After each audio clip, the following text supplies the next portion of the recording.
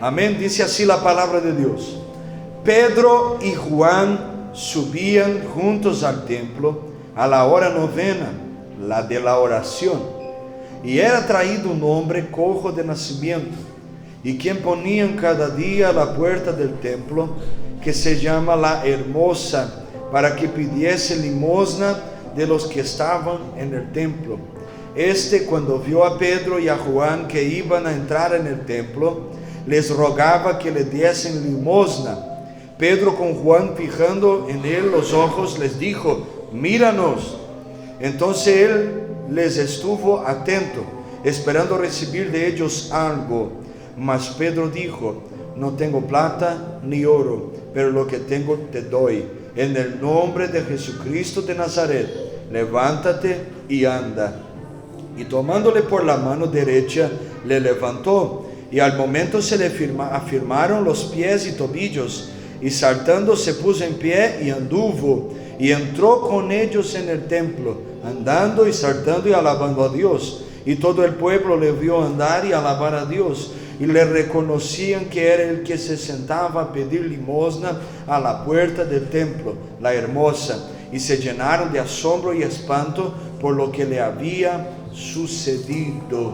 Amén. Cierra tus ojos una vez más. Padre, en el nombre poderoso de Jesús, nosotros te alabamos y te glorificamos, Señor Dios. Reconocemos que toda la gloria, todo honor, alabanza, todo aplauso, todo aleluya es para ti en este lugar. Y oramos para que la puerta de la palabra esté abierta, las mentes y corazones cautivos por tu Espíritu. Abre el entendimiento, ayúdanos a entender la palabra, a oír tu voz, y acima de todo darnos una respuesta a esta palabra. En el nombre de Jesús oramos, y quien concorda va a tomar asiento dando gloria a Dios. Gloria a Dios. Tome asiento, por favor. Ayúdame con los niños ahí. Hoy no tenemos salita, va a ser una bendición. Mis hermanos y mis hermanas, yo quiero ser objetivo porque tenemos aún cosas para hacernos aquí, pero quiero traer una palabra de Dios a nuestro corazón. Todos nosotros conocemos este texto bíblico de Hechos capítulo 3, de un hombre que todos los días era puesto en la puerta del templo para pedir limosna. Y Pedro y Juan están subiendo para ir a la oración al templo, y ellos tienen un encuentro con este hombre y algo sobrenatural pasa. Yo no quiero detallar en este inicio lo que pasa allí, porque vamos a entrar en este texto bíblico, pero me llama la atención, y algunas veces yo pensé, ¿cómo sería si yo hiciera una aplicación de cambiar este hombre cojo y poner la figura de la iglesia allí? La iglesia de la puerta hermosa. ¿Cómo nosotros podemos aplicar este texto? Y yo quiero hablar, y tú pongas atención ahí, no pierdas la palabra de Dios. ¿Cómo sería si fuera una iglesia en esta situación? En la situación que este hombre se encontraba, ¿cómo sería si nosotros pusiéramos la figura de la iglesia allí? Por eso vamos a hablar sobre este tema, la iglesia de la puerta hermosa. Gloria a Dios. Primera cosa que me llama atención y me trae temor a mi corazón es porque la iglesia de la puerta hermosa era todos los días traída, porque era coja. Es una iglesia paralítica. La iglesia de la puerta hermosa es una iglesia paralítica, una iglesia que no camina, una iglesia que no desenvuelve, una iglesia que está sin movimiento. Una iglesia que está todos los días en el mismo lugar, pero no hay mover en ella. Y no hay como nosotros hacemos parte de una iglesia verdadeira, viva, una iglesia que hace la diferencia de esta manera. Lo que el cielo habla con nosotros y Dios habla por medio de la palabra sencilla a nuestros corazones es: la iglesia de la puerta hermosa está paralítica. Y hay muchas iglesias hoy en la realidad que están de esta manera. Tienen la estructura, tienen las sillas con conforto, tiene aire acondicionado, tiene calefacción en la iglesia, sonido bueno, tiene todo de primera, hermano, pero no tiene movimiento, no sana a los enfermos, no levanta a los caídos, no libera a los cautivos, no hace la diferencia en la calle que está, no hace la diferencia en la ciudad que ella se encuentra. Esta iglesia está allí, no se mueve, y tiene todo, pero no tiene la presencia de Dios en el medio de ella. Yo me recuerdo del texto bíblico de Ezequiel capítulo 37. Hay un punto que el valle tiene el profeta. El valle tiene los huesos que están allí. Tiene una palabra. Tiene el profeta, pero los huesos están de pie, pero no tienen la presencia. No tienen mover.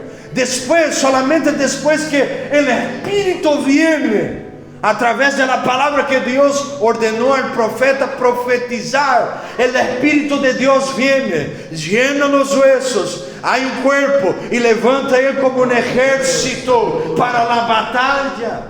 Mientras no había la presencia, no había movimiento. Mientras no había la presencia, no había vida. Mientras no había la presencia, no había nada.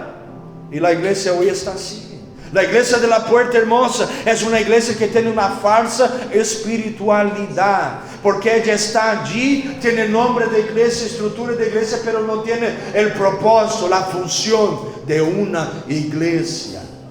Yo quiero que tú pienses bien, porque estamos hablando de una iglesia o de gente que hace parte de esta iglesia hermosa, que tiene nombre de cristiano, que tiene apariencia de cristiano, que a veces habla como cristiano, pero Dios conoce el corazón y sabe que allá adentro no tiene los principios de Dios en su vida. Una falsa espiritualidad. Apocalipsis capítulo 2, Jesús va a decir a una iglesia: tú tienes nombre de que estás vivo, pero tú estás muerto. Y la iglesia de la Puerta Hermosa es así. Tiene nombre de iglesia. La gente que está en esta iglesia tiene nombre de cristiano, pero está muerto. No hay vida, no hace la diferencia, no da testimonio de la palabra. Esta iglesia no hace la diferencia. Ella está buscando la apariencia y perdió su propósito. La iglesia de la Puerta Hermosa es como este hombre era traído todos los días. Tenía que ser llevado todos los días, cargado todos los días, porque no podría moverse solo, no podía tener este mover, dependía de la gente. Yo te voy a decir una cosa: iglesia que es cristiana y es verdadera depende de Dios, no depende de gente, no depende si el pastor está en el culto o está viajando. No, Dios está en el medio de la iglesia. Y la gente que es de Dios sabe que Dios está presente y viene para el culto. La iglesia que está paralizada no sirve a Dios, sino que alguien me anime, sino que alguien me dé una palabra de ánimo. Muchas veces para servir a Dios tú no vas a recibir palabra ninguna, no vas a recibir ánimo ninguno. Y Dios queda mirando nuestros corazones y esperando que nosotros vengamos a servirlo sin ánimo de nadie, sin hombre ninguno, sin mujer ninguna. Y la pregunta del cielo para nosotros es: ¿hasta cuándo vamos a ser cargados en la fe? ¿Hasta cuándo alguien va a tener que orar por mí? Porque yo aún no tengo una vida de oración. ¿Hasta cuándo voy a pedir que la hermana de la oración ponga la mano sobre mi cabeza? Hay gente que está siendo liberada y nadie oró por ella. Hay gente que está siendo sanada porque hizo un propósito con Dios. Voy a ser fiel, voy a movimentar mi vida espiritual. No voy a vivir una vida cristiana paralizada, sin movimiento, esperando a la gente. Yo voy a dar mi paso. Yo voy a ser una persona que va a tener comunión con Dios y voy a hacer la diferencia. Y hay gente que está siendo liberada, sí, hermano. Pero hay gente que es como la iglesia: no se mueve, espera. Si el pastor no abre la iglesia, no hay nadie que abra la iglesia. Queda buscando dependencia de hombres. Yo te voy a contar algo como pastor, que hay muchos ahí que no tienen coraje de decirte: Jesucristo es el camino, la verdad y la vida. Yo no te voy a salvar, yo te apunto al camino. Tú tienes que entrar en este camino, mi hermano querido. Yo tampoco soy el pedaje del camino. No, nosotros estamos aquí apuntando: Jesús salva, Jesús libera, Jesús sana, Jesús hace las obras, Él tiene poder de cambiar el corazón del hombre. Yo no, yo predico la palabra de Él tiene este efecto. No podemos depender de la gente para todo. Una cosa es cuando tú necesites, otra cosa es vivir la vida así. ¿Entiende lo que estoy diciendo? Una cosa es tú estar pasando por un problema y pedir ayuda para que la gente te apoye en oración, pero el deber principal de orar es tuyo. Aleluya. Ay, pastor, Santa Cena, mi hermano, no hay vuelta, es directo mismo. Os cristianos verdadeiros são maduros e sabem que sua vida está ante os olhos de aquele que vê todas as coisas, e dependemos de Ele diretamente. Sem Ele não há nada. O apóstolo Pablo, falando em Atenas, ele vai dizer que nele nos movemos, em Ele existimos e em Ele vivimos. Não há como ir de isso. Pero a igreja de la Puerta Hermosa estava sendo cargada, não caminhava, ella por ella mesma não fazia nada. Segunda coisa que me chama a atenção: esta igreja estava em miséria espiritual, porque ela estava pedindo limosna. Isso está falando de uma dependência financeira, humana. Ele todos os dias era levado e quedava allí pedindo. Não é isso que muita igreja está fazendo hoje. Solamente está aberta porque pide. Solamente tem a porta aberta porque pide. E aí entra na filosofia do pastor, que é a moda agora, e entra na outra filosofia que é a moda agora, e na teologia da prosperidade, porque quer arrancar, sacar dinheiro da gente. E a igreja verdadeira não tem esse propósito. Igreja verdadeira não depende de homens assim. Igreja verdadeira sabe que se queres ser bendecido, vas trabalhar. Queres ter prosperidade, seja fiel en el que o Senhor puso, e não em lo que os homens estão pedindo.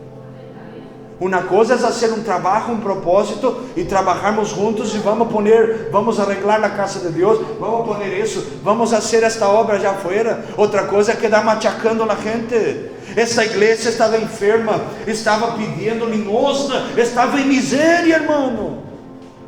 Nós não fomos chamados para isso. Nós não fomos chamados para ser levados e quedar dependendo do dinheiro. O dinheiro é bueno desde que ele não seja mi dueño. Mi dueño é Jesucristo. Eu sou dueño do dinheiro, eu lo governo, Ele lo governa mi coração. A Bíblia diz que o dinheiro é a raiz de todos os males, de envidia, de pelea, de muitas coisas, de contienda.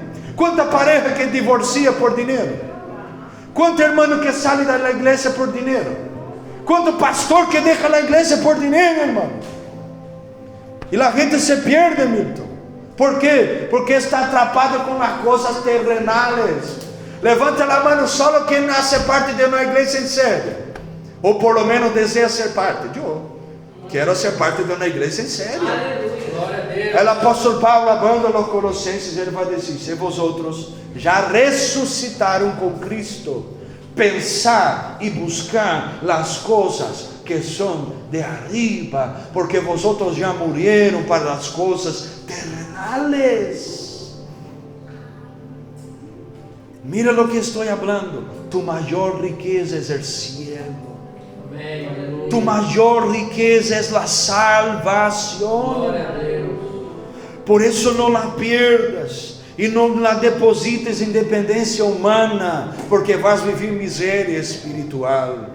Isso também habla de uma comodidade espiritual, porque este homem recebia e estava tranquilito, sabia que todos os dias iba a ter o sustento que necessitava. Uma igreja que está acomodada, que não tem por que fazer, que não tem para onde ir, porque está cerrada dentro das quatro paredes, esperando que os homens venham a regalar coisas a ela. Igreja viva está de afuera haciendo a diferença. Se tu haces parte de uma igreja de miséria espiritual, tu te acostumbras a venir solamente los domingos en la iglesia, o ir para la vida que te van a decir: mira, tú eres mejor de Dios en la tierra, mira, tú eres lo más hermoso de Dios en esta tierra. Sí, tú eres bueno, tú eres tremendo, pero tú tienes una responsabilidad dar uma resposta à palavra, à Bíblia, a ler ella e saber que Deus nos chamou com um propósito de não quedarmos aqui, de não quedarmos acostumbrados, acomodados, sino de sair allá afuera, ter uma palavra para alguém, ter um abraço para alguém, ter uma mão a echar a alguém, levantar a gente e não ponerlas en el piso, mas hacer algo e dizer: mira, tu não estás solo, eu sou uma igreja que hace a diferença. Não vim aqui pedir-te limosna, vim aqui a estender a mão e levantar-te de ali.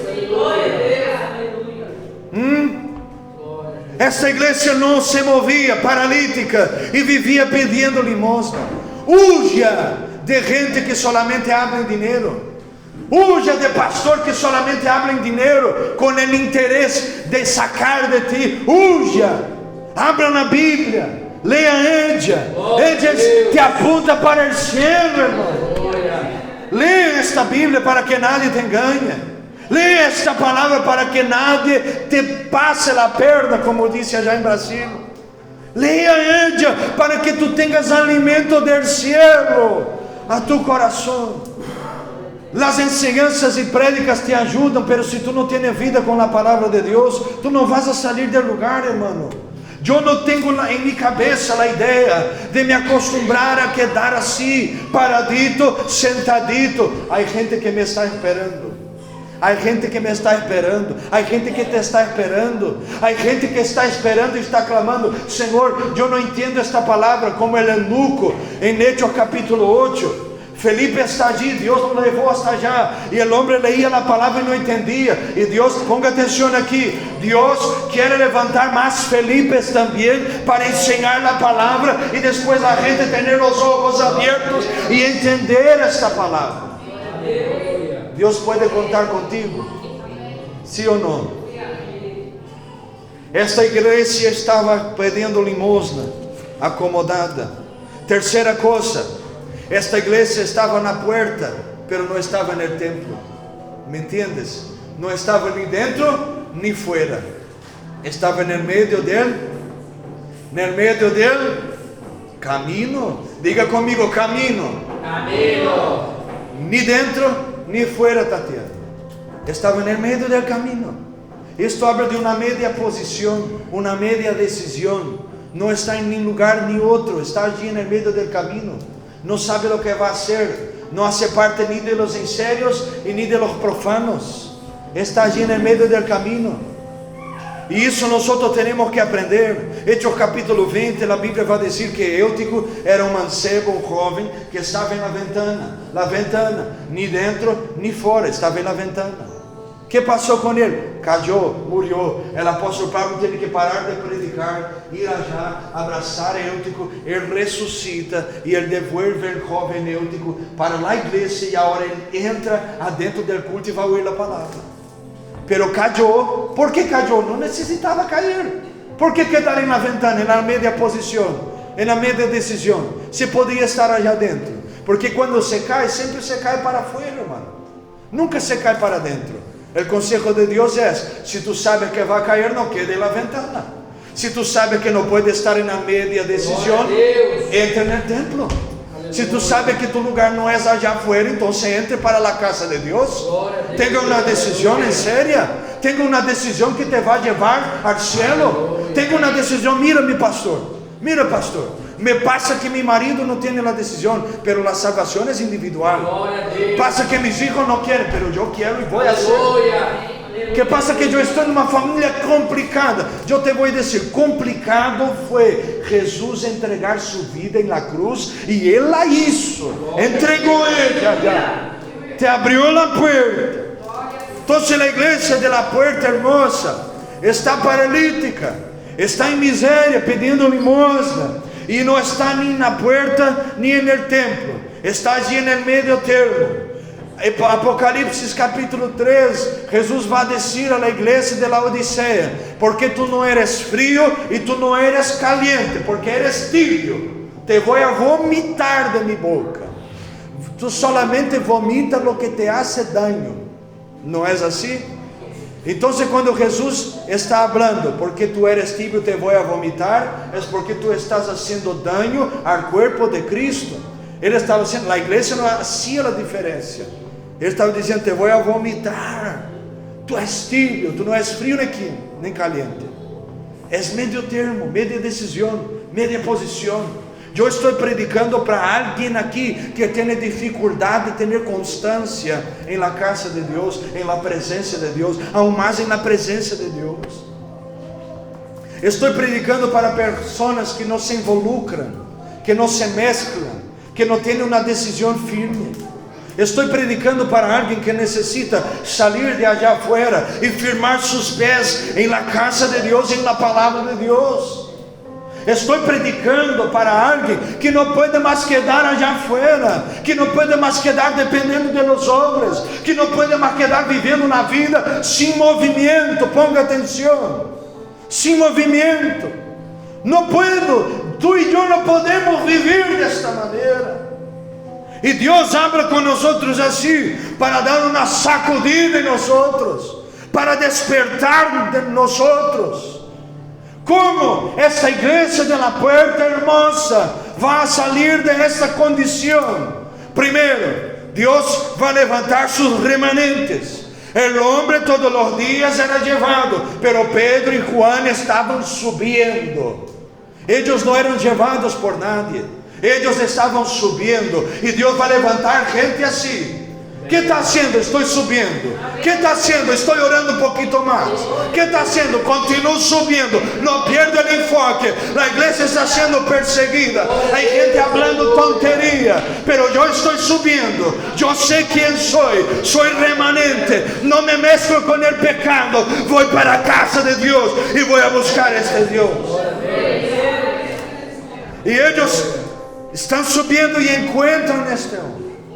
Y el hombre pide una limosna a ellos. Ponga atención aquí, ya estoy terminando. Pedro le mira en los ojos y le va a decir, no tengo plata ni oro. Ponga atención en eso. La iglesia primitiva no tenía plata ni oro, pero él miró en los ojos y dijo, en el nombre de Jesús de Nazaret, levántate.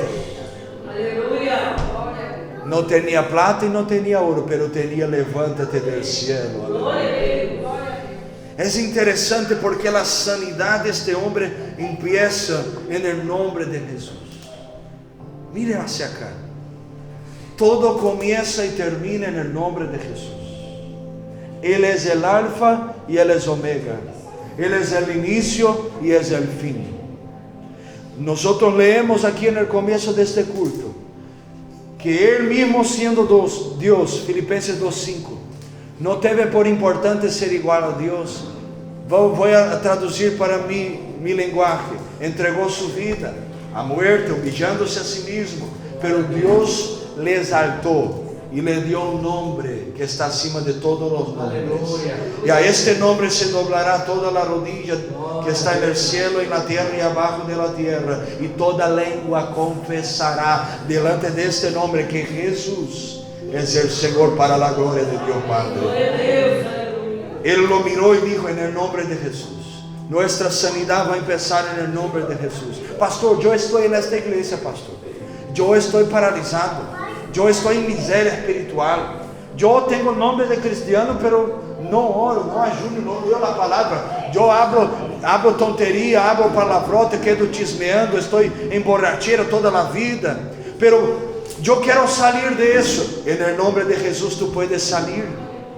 En el nombre de Jesús tú puedes levantar. En el nombre de Jesús. En el nombre de Jesús toda enfermedad es sanada. Aleluya. Ponga atención, en el nombre de Jesús todo cautiverio es abierto. En el nombre de Jesús, hombre se convierte y recibe un nuevo corazón, no de carne, sino corazones nuevos, su alma limpia, su corazón perdonado, y él ahora puede ser una nueva persona, nueva criatura, nuevo carácter, nueva personalidad, en el nombre de Jesús. En el nombre de Jesús, esta familia puede ser restaurada. En el nombre de Jesús, tú puedes tener una resolución en tus emociones y resolver esta crisis de identidad que tienes. En el nombre de Jesús, tú tienes salida para tus problemas, pero es en el nombre poderoso de Jesús. No hay otro nombre dado a los hombres poderoso como el nombre de Jesucristo. Este nombre tiene poder, este nombre tiene autoridad. Él vive y Él está aquí en esta mañana. En el nombre de Jesús, levántate. Esta sanidad empieza por los remanentes, por el nombre de Jesús. Y cuando nos levantamos, cuando decidimos no más quedar en la situación que estamos, cuando decidimos no más a vivir en la miseria que estamos viviendo, no más ser alimentados en nuestra miseria. Es muy importante los relacionamientos que tú tienes. Sí, ¿por qué? Te explico. Porque Él levantó, pero la Biblia dice que Pedro lo tomó por la mano y lo levantó. Entonces Él tenía a alguien para ayudarlo. Ojo con tus amistades, hermanos. Tú tienes que tener gente a tu puerta que te levanta, que te ayuda a quedar de pie, y no gente que te pone más allá en el piso, que te eche en la basura, que es tóxico. No, hermano. En el nombre de Jesús, vas a levantar en esta mañana. Pero tú tienes que tener gente que te tome por la mano, que tenga paciencia. Mira, no puedes, te voy a dar una ayuda. Ven. Glória a Deus, aleluia. ¿Entiendes eso? Y ahí yo te pregunto, ¿tú eres aquel que levanta o aquel que hace la persona caer? ¿Tú eres un instrumento de bendición o de piedra de tropiezo? De escándalo. Ya estamos cansados. Tú estás cansado de amistad que no te hace bien. Tú estás cansado de hermano de la iglesia que no te hace bien. Tú estás cansado de gente que no te hace bien. Entonces vamos a empezar cambiando usted. Vamos. Vamos cambiar nosotros. Entonces vamos a levantar y nos vamos a echar en el piso. Vamos a tener una palabra que levanta. ¿Sí o no? Sí. Entonces vas a cerrar la boquita para el chisme en el nombre de Jesús.